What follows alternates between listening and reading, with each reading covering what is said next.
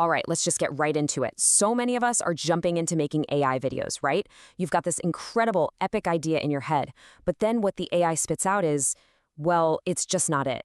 And it is so frustrating. But today, we're going to figure out exactly why that's happening and, more importantly, how to fix it for good. So check out this number. It's kind of crazy. The source for this explainer found that over 90% of people who start making AI videos just give up. And not after a few months. They give up within the first week. 90%. That is a huge, huge number. And it tells you that there's a massive disconnect between what we think we should be doing and what actually works. So you have to ask, why? Why is it so hard to get good results? Well, here's the good news. It's not because the tools are too complicated, and it's definitely not because you aren't creative enough. The problem, for almost everyone, comes down to the approach. Most beginners fall into the exact same trap. And we're going to call that trap the 90% problem. You know, it's that feeling when you're just stuck, hitting regenerate over and over and over again, hoping the next one will be the one. You're just burning through your time and your patience, and you're not actually getting any closer to that awesome idea you had in your head. And here it is. This is the heart of the problem. Relying purely on text to video. That's where you just type a sentence and basically hope for the best. You're asking the AI to guess at your character, the lighting, the camera angle, the whole vibe. And when the AI is just guessing, you're always going to get inconsistent, kind of random results. So this leads us to two totally different ways of creating. And honestly, just understanding the difference between these two methods is probably the biggest leap you can take from feeling like a beginner to thinking like a pro.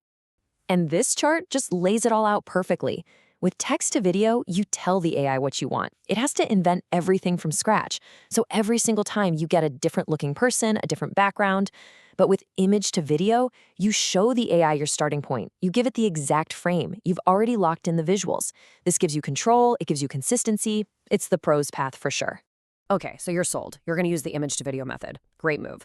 But there's another little catch. If the image you start with is flat, if the lighting is boring, if it's just kind of meh, well, then the video you get is just going to be a moving version of meh. You can't get a cinematic video if you don't start with a cinematic image. And this is where we get to the really good stuff, the filmmaker's secrets. These are the 5 core ideas that pros use to turn a totally average image into something that feels special, something that feels cinematic. Because here's the thing. The real secret weapon isn't some fancy AI tool or an expensive plan. It's knowledge. It's understanding what actually makes an image look good in the first place. I mean, these are the same fundamentals of visual storytelling that filmmakers have been using for over a century. They're timeless. And here they are, the big 5. We're going to walk through each one. Lighting, depth, composition, emotion, and color. Seriously, think of this as your new creative checklist. Before you generate anything, run it through these 5 things.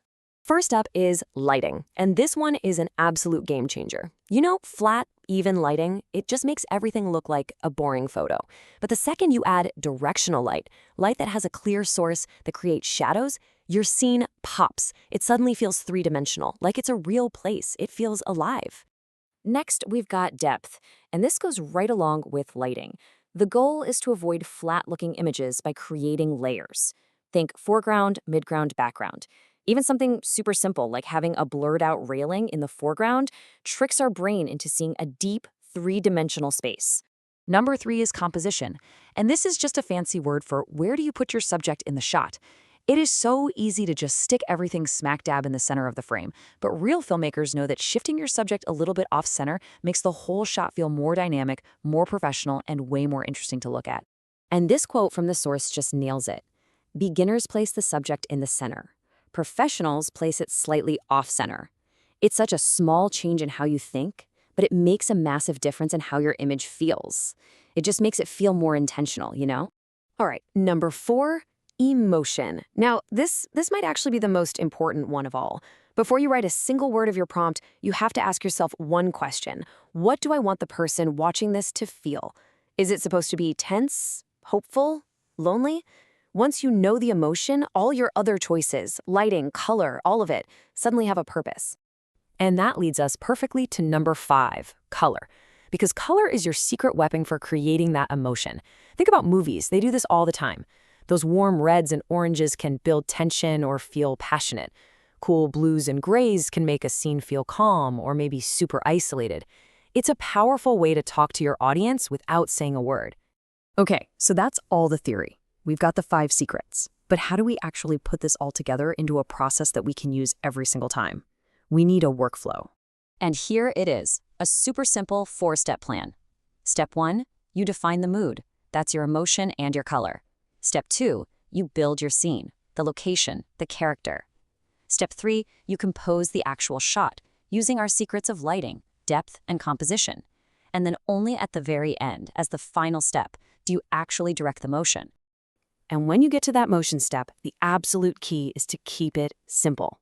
Don't try to write one giant paragraph that describes the camera move and the character's feelings and the action all at once. It just confuses the AI. Instead, use the tool's built-in settings for camera moves and for emotions. Then just write a simple prompt for the action itself. That's how you get clean results every time. So let's just zoom out for a second and bring this all home.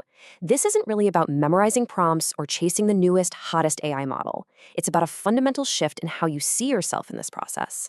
And this, right here, is the biggest takeaway of all. Your goal isn't just to generate a video. It's to direct one. You're not just a person typing words into a box. You are a director.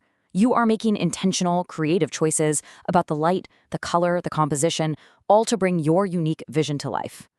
When you combine the control you get from the image to video method with these timeless principles of filmmaking, well, that's when you finally get the power to create those incredible videos that you've been imagining this whole time. So I guess the only